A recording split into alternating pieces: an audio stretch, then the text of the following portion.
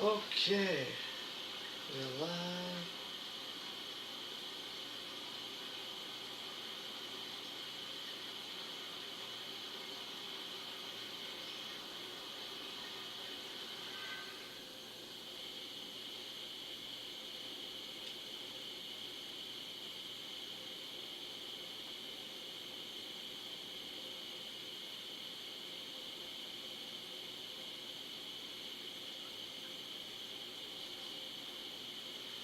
Okay, so this is a late review, but I just finished watching Dynamite.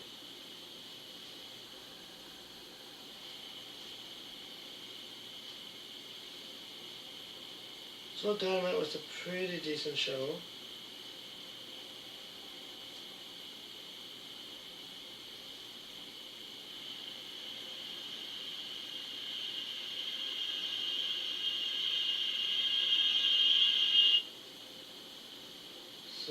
So Dynamite opened up with Orange Cassidy, Darby Allin versus the Death Riders, Daniel Garcia, and Willa Yuta.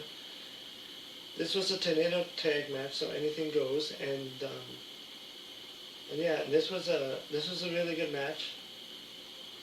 The action spilled to the floor quickly as Allin hit Yuta with a chair to the back, and then Allin hit Yuta with the chair to the back. Garcia and Yuta got control briefly by double teaming Orange, but this was done so that Allin could jump off of Bailey in the crowd and hit a coffin drop. And then Orange was on a roll with DDTs on his opponent while Allin was down, selling in the ring. Garcia put a guillotine on Orange and put him on the table. On the floor, Yuta hit a top rope splash, threw Orange on the table on the floor. The winner by submission was Orange Cassidy and Darby Allin. It was an entertaining match to put over Cassidy and Allin over the job squad of the Death Riders.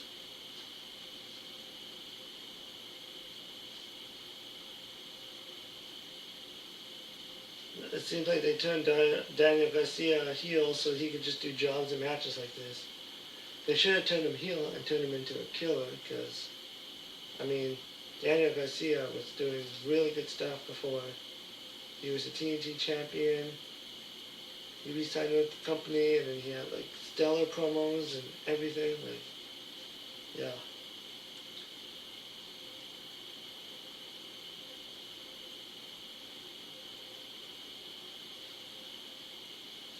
And then Hook did a promo in the camera saying he's the underdog in the match tonight against three decorated veterans as he's going up against Samoa Joe and Bobby Lashley for the number one contender for the AEW World Heavyweight Championship. And then Don Callis was interviewed by Renee Paquette. The Young Bucks approached Callis said that maybe it'll help the Bucks to have a family to watch their back. Callis told the production job to cue up the special entrance that Callis set up for the Young Bucks. There were three dudes in costumes backstage. Callis did a special introduction for the Bucks, and there was some impressive pyro as well. So AEW Tag Team Championship number one contenders match: the Young Bucks versus Jurassic Express and FTR and Jet Speed, Kevin Knight and Speedball Mike Bailey.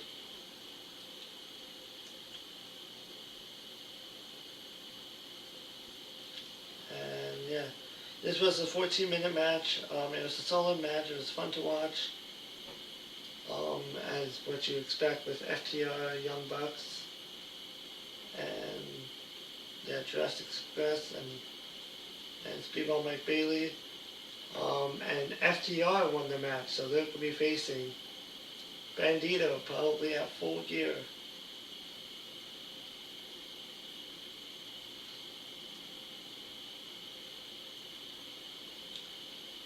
And then a video aired about Hangman Page issues with Samoa Joe. Page beat Joe at Wrestle Dream and Joe attacked Page, so it was a heel turn. So Page said he would ruin Joe's entire life. And then the Don Callis Family Summit. Don Callis walked out with his family. Now Andrade was not there. Consists of TNT, Kyle, Fletcher, Rocky Romero, Josh Alexander, Okada, Ichiriku, Mike Davis, Al Clone, and Lance Archer. The IWGP champion Kateshka did not walk out with the group. There were 2 tables and chairs and along with the portrait that was covered. Callis welcomed us to the Don Callis Family Summit with Drew Booze. Callis said he was there to address the Okada-Takeshita problems. Callis mentioned 4 things about the family, so the others spoke up. Rocky did a promo saying that they are the largest and most dominant faction in all of pro wrestling. Rocky unveiled a portrait of Don Callis with a lot of muscles, standing in front of the Don Callis family. Josh queued up a video showing highlights of the Don Callis family's success. Kyle read some fake contracts that the members of the Don Callis had to sign to be a part of the family. As Kyle was reading it, here comes Takeshita. The IWGP champion no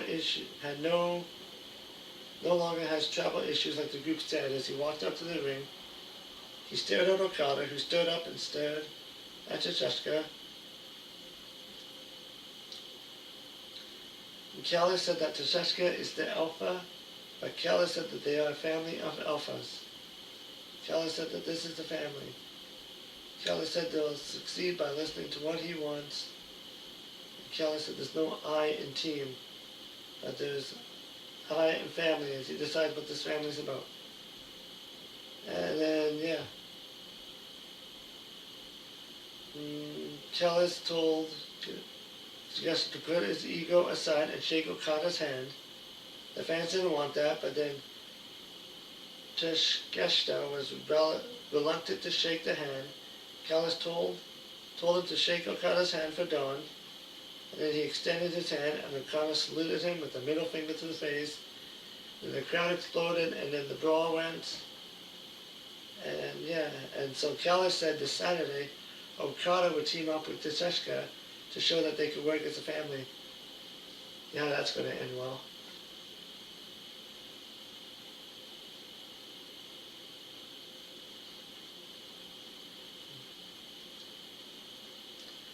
And then a video aired about CMLL's Olympia facing Mercedes Moné on Collision.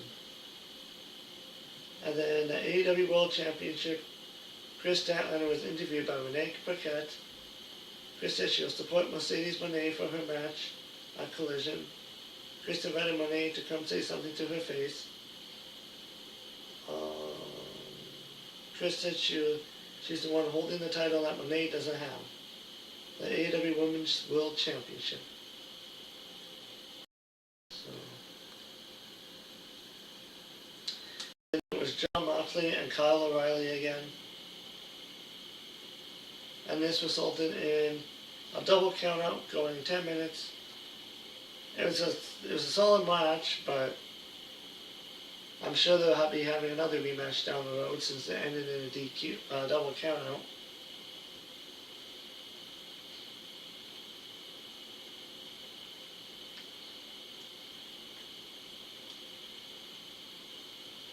And the problem with the count-out finish in the AEW is that 95% of the matches the referees don't count. And this took a time, about a minute for the referee to start counting. And after the match, Maria Shafir went into the ring, punched referee Edwards with a light shot to the face. Claudio went into the ring and attacked Kyle. Roderick Strong made the save with a knee on Moxley. And Darby Allin and then Will Yu and Garcia showed up to attack Strong. Darby Allin, Mike Briscoe, and Orange Cassidy ran out to the ring for the save. Darby Allin said that this should end right here. Said that the Death Riders have suffered enough, but they'll give the Death Riders a chance to suffer even more. Mark Briscoe said that the Death Riders like to skedaddle when it's time to throw down. So Mark said they have the perfect solution for this. Mark told Orange Cassidy to tell him what they've been talking about. And Orange is like, blood and guts. So in 2 weeks' time, it'll be a big blood and guts match between the Death Riders and the Conglomeration, which should be an all-out brawl, and blood and guts is everything that, that is meant to be. That's said to be. Now, Mercedes and Chris Statlander were fighting in the backstage area. Monet grabbed Chris by the hair as they walked out through the tunnel by the entrance. Chris punched Monet in the gut and tossed Monet onto the apron. Athena pulled Chris off the apron and threw Chris into the steel steps. Monet did a backstabber to Chris, and Athena jumped off the top rope with the face on Chris.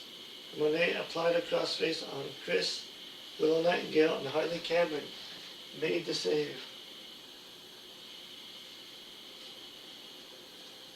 So Monet and Athena left. So next Wednesday it's Monet and Athena against Willow and Harley in the women's tag team titles.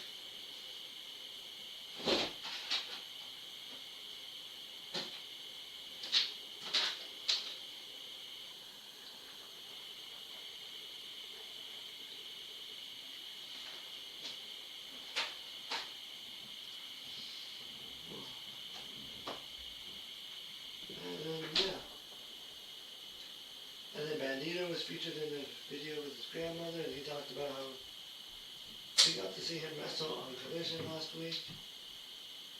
They showed his grandma and Bandito's family with him last week and stuff. And the next was the AEW Women's Tag Team Championship Tournament first round, as Hayter and Amanita won a tag team last week and picked Heart and Blue as the first opponents.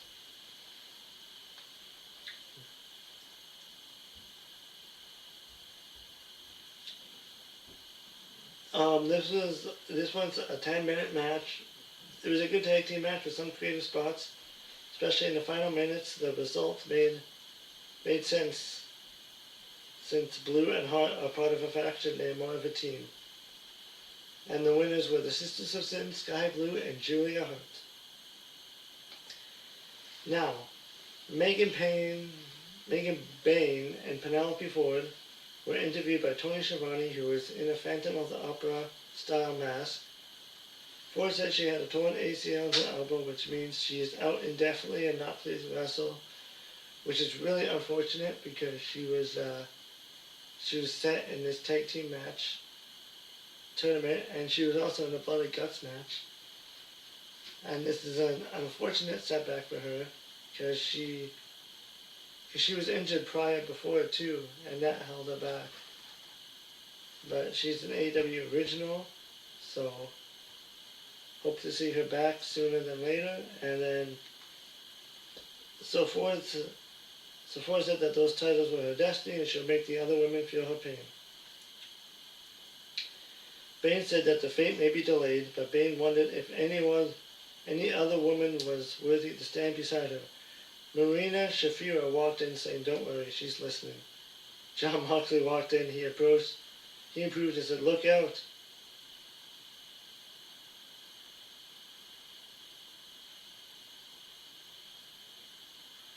And the next was the number one contenders match. This match was a really good match. It went back and forth. There's a lot of near falls near the end, there was times where I thought Bobby Lashley was actually going to win. And then I thought maybe Hook was going to win, or maybe even Ricochet. But in the end, Samoa Joe came up victorious. And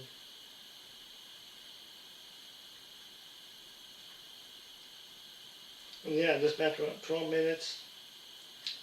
And Samoa Joe won and is your number one contender. that he'll challenge Hangman Page. So Samoa Joe was joined afterwards, after the match, in the ring by his allies, the Ops, Powerhouse Hobbs, and Shibata. And then Tony Schiavone was in the ring with his Phantom of the Opera costume and called out some guys to bring out the contract for Joe. There were some dudes who walked out to the ring where you couldn't see their face. Joe claimed he wanted to ensure that this was a safe environment for him, so he told Hobbs and Shibata to make sure he was safe. And Hobbs and Shibata beat up the dudes in his outfits. Joe pulled the Marshmallow Man's head off, and it wasn't Hangman. He punched a guy. In the past, Page dressed as Marshmallow Man, so that's why Joe thought it was him. And then Joe signed the AEW Full Gear title match contract.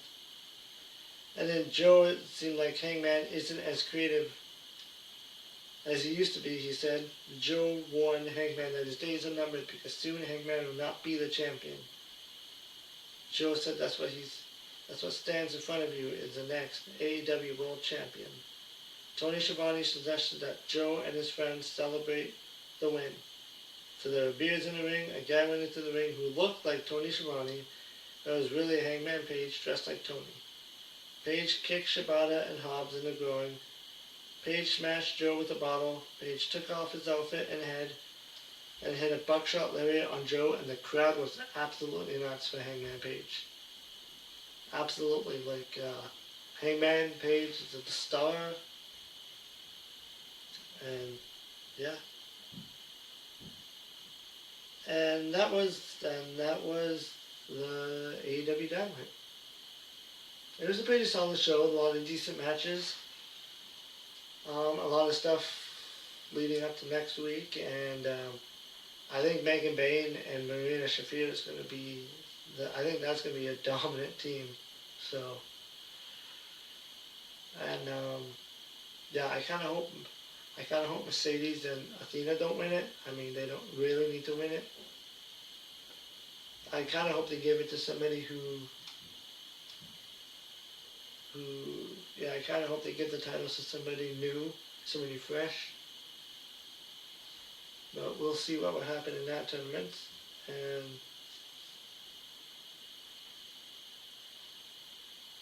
yeah, and they already got 3 matches announced for Full Gear. It'll be AEW World Champion Hangman Page versus Samoa Joe, the Tag Team Champions Bodito and FTR, and then Chris Statlander and Mercedes Moné. And I'm hoping Chris Statlander can walk out with the title. Like, yeah. I mean, Mercedes doesn't need any more titles at this point. And, yeah. So, yeah. It's pretty solid show. Yeah. Sussed about Penelope Ford. I mean, she was really starting to improve and everything, so.